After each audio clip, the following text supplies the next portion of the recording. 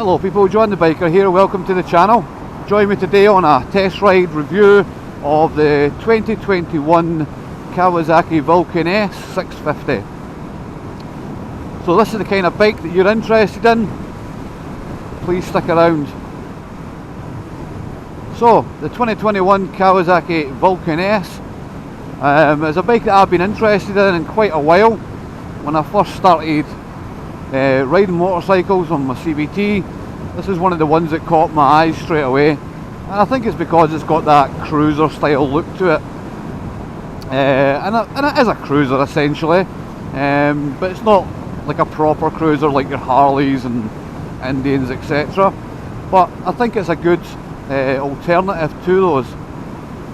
So like I said, I've been interested in this bike in a while. I've done lots of reading, I've watched lots of reviews on them, and the most of the reviews are good. I don't think I've actually ever seen a bad review on this motorcycle. So I'm just going to give you my first impressions and a little bits and bobs about the bike. I'm going to pull over, I'm going to give you a little look around the bike. Yeah, so we'll see how that goes. So straight away my first impressions is I like it. It's comfortable. The sitting position, I wasn't too sure I was going to like it or not. Sitting in this classic C position, I think they call it, with my legs forward and my arms forward and my back relatively straight. But yeah, it's actually nice and comfortable. The seat's well padded. I'm not feeling any kind of vibrations, nothing major anyway, through the pegs or the handlebars.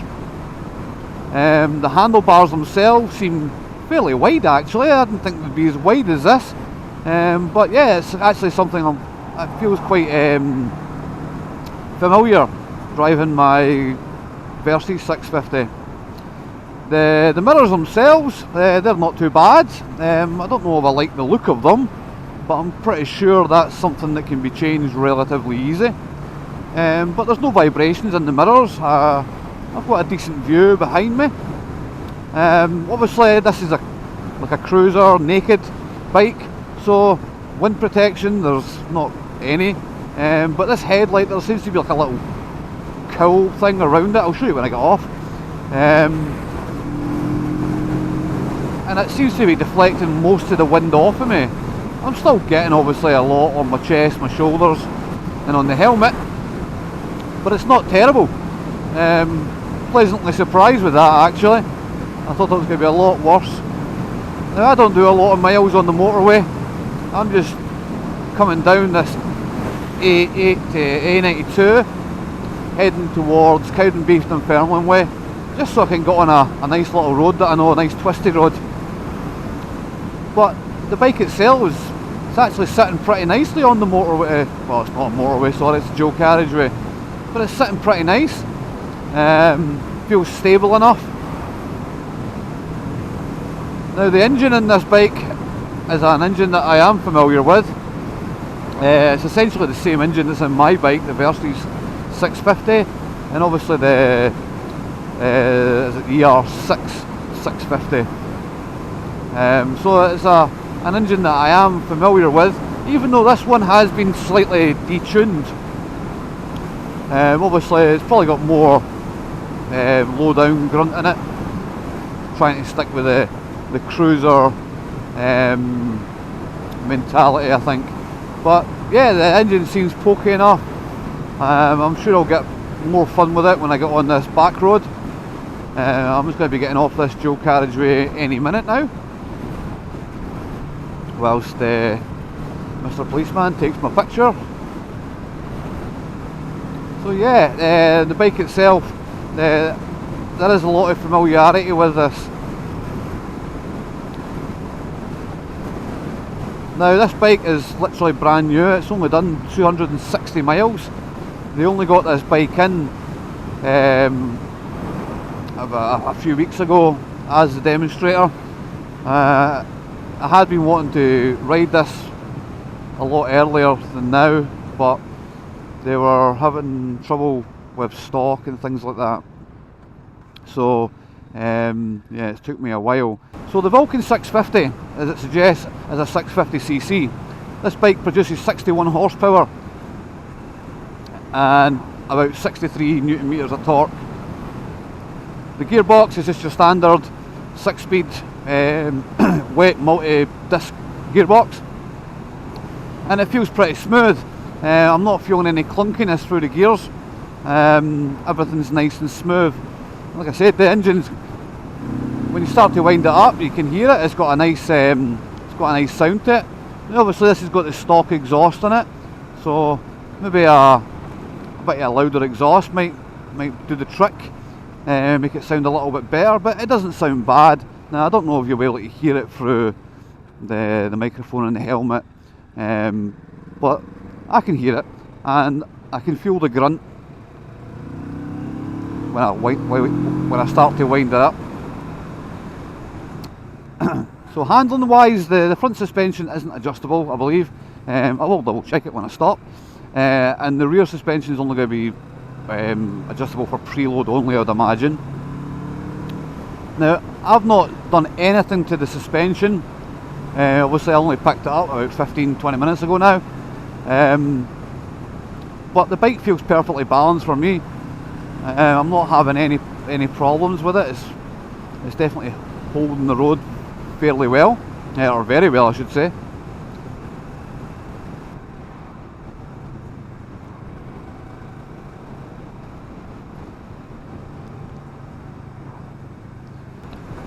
So brakes on the bike, so it's Nissan calipers all round, Nissan brakes all round, with a 300mm disc at the front, with I'm assuming it's going to be a twin piston caliper, and a 250mm rear disc with a single caliper on that, a single piston caliper on that. Now I would do a brake test, but there is vehicles behind me, so I don't want to do that just now. Now the bike itself feels perfectly balanced. When I'm doing this slow stuff, I don't feel like I'm going to fall over or anything. Everything seems pretty good. I'm actually really impressed with this bike. It's amazing how quickly you can feel confident in something. So, what about the seat height on this? So, the seat height, like most things on this bike ergonomically, everything's adjustable.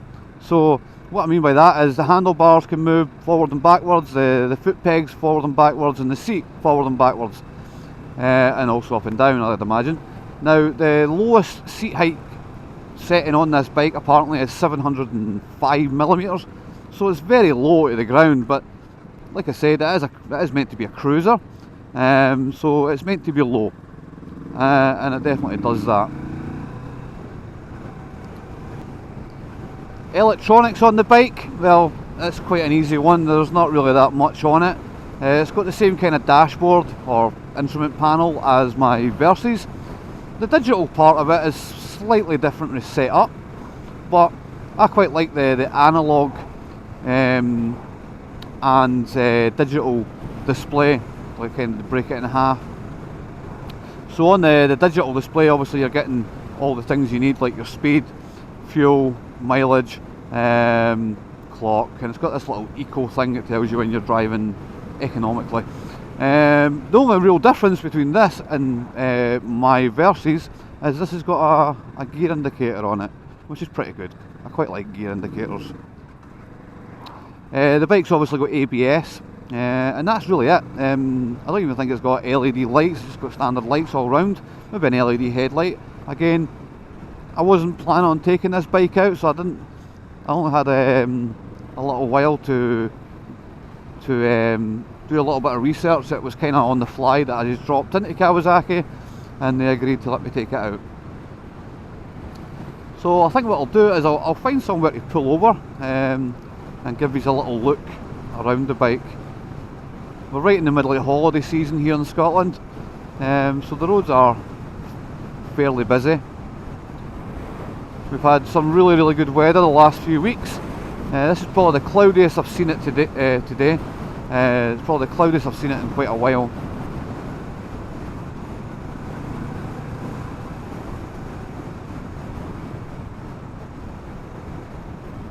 would have been a good wee spot to have a walk around there. Oh well.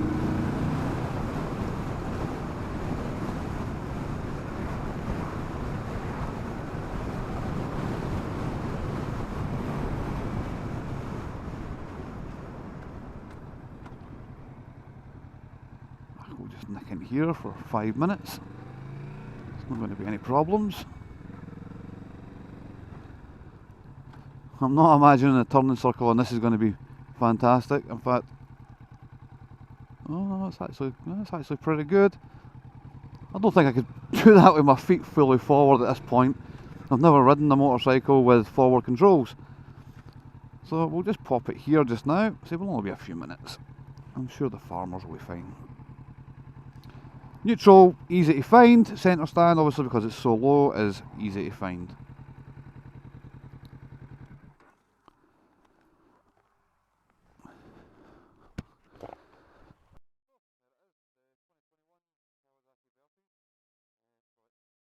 So there it is, the Kawasaki Vulcan S 650. Really like this colour scheme as well, this grey, black and red. So like I said, it's not got LED lighting, it's just got the standard halogen bulbs. And there's that single 300mm disc with a Nissan caliper. It looks like a, yeah, it's just a 2-piston caliper that's on it. Not sure I like the exhaust on it, but like I said, that's probably something that you could change no problem. I've seen reviews of people putting an Arrow exhaust, etc. on it. And that's the 250mm rear disc with the single piston caliper.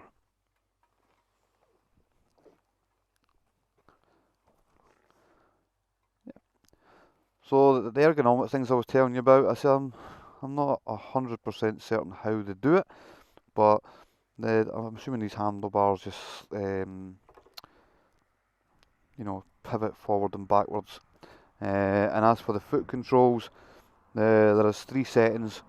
So you can see the 3 bolts here. I imagine this is what they put it in there. So it looks like it's in this lowest or its shortest position just now. And to be honest, I'm 5'11", and I actually felt not too bad on it. Maybe if it was further forward, it might be actually a lot better for me. And as for the seat, that slides forward and backwards. Oh look, I've got some fans of the Kawasaki Vulcan by the looks of it. But yeah, a good looking bike. I like it. Like I said, I've liked this since day one.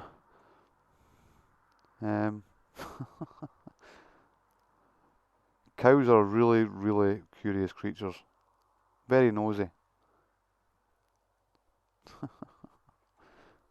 Yep, so this is that single shock for the single offset shock. I'm assuming this has got different settings on it, so it is adjustable for preload.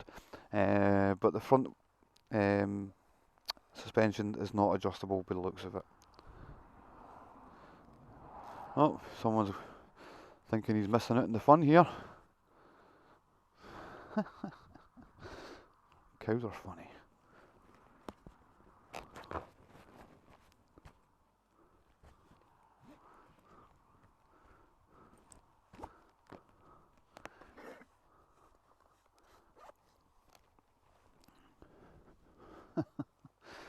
Well, I hope I don't scare them when I start this bike up. Hope you guys are all dairy cows. Not dead friendly creatures. Oh no, they're a bit scared now.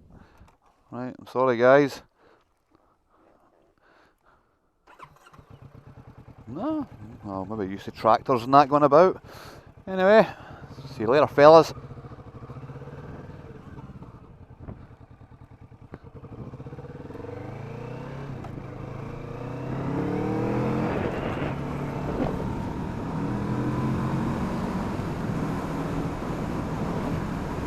So I'm just about to come into the nice little village or the nice little town of Burnt Island, and I'm going to follow the coastal route all the way back up and drop this bike off.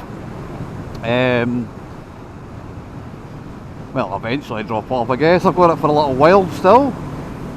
Guy told me I could have it for a couple of hours. Let me get on some of these twisty roads. So I would like to thank Kawasaki Kirkcaldy for letting me take the bike out. Now this is actually a bike that I'm possibly considering buying as a second bike. Well, first impressions are pretty good. I do actually like it. It'd be interesting to see how it feels with the controls further forward. My knees are slightly bent, I guess, but it's not uncomfortable, that's the thing. So if my legs were a little bit more straight, I think it would be even better. I do suffer from cramps in my knees. I've got, especially my left knees, pretty bad. So this is why I'm considering something like this. Now I have looked at other cruisers, obviously. Obviously the big Harleys, and I absolutely love the look of the Indians. But very expensive. And don't get me wrong, I know you're paying for quality, etc. But in this climate, with everything that's happening in the world, you've got to watch the pennies a little bit more. But this bike comes in new at just over 7,000, which is quite a nice price for my budget in mind. And obviously there's lots of accessories you can buy for it as well to make it look your own. Now I've seen them with, you know, touring screens and panniers and all different types of bits and bobs on it. I've seen it with I've seen one with like a backrest on it as well. I'm not saying I would go that far with it, but maybe a touring screen. If I was ever going long distance on it and I was going to be doing some motorway miles, maybe just make it a little bit more comfortable for me. Seem to be having some sort of fair here in Burnt Island this week, by the looks of it. Obviously most people can't go on holiday this year, so everybody's staying at home, staycations. Oh.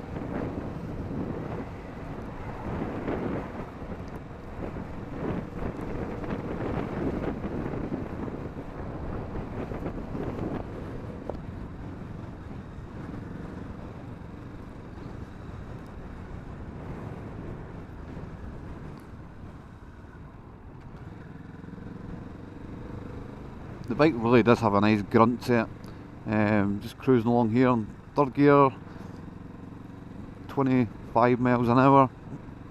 Obviously stuck behind White Van Man. One of the things I was slightly concerned about before I went out in this was how low I was going to be to the ground. Most of the motorcycles that I've ridden, if not all of them, have been a lot higher than this. I like the height, I like to see over things, and the idea of being low to the ground doesn't appeal to me, but in actual fact it's actually quite a good position. I don't feel intimidated or anything like that. I actually feel quite happy sitting here. Now I'm not going to go crazy on this, so it's still a new bike. It's done 200 miles. So the tyres will be scrubbed in, etc. The brakes will be worn in. But it's not built for speed, is it? This is for doing exactly what I'm doing now, just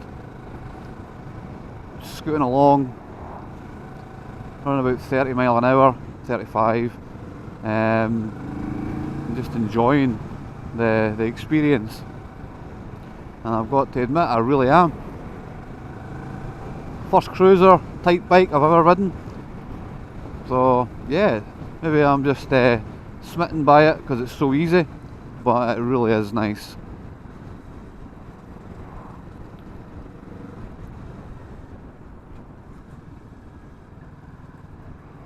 If some of this traffic would disappear, I would really appreciate it.